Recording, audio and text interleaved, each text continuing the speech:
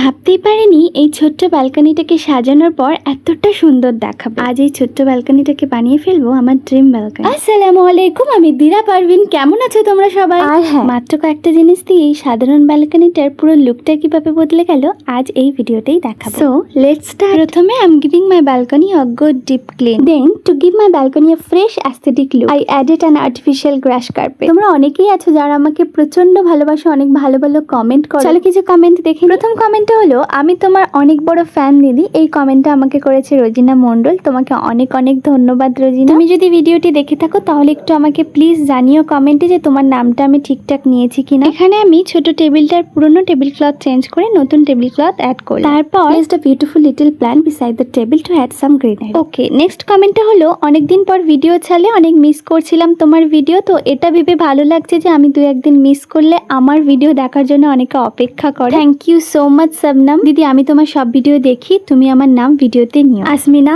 আমি তোমার নামটা ভিডিওতে নিলাম।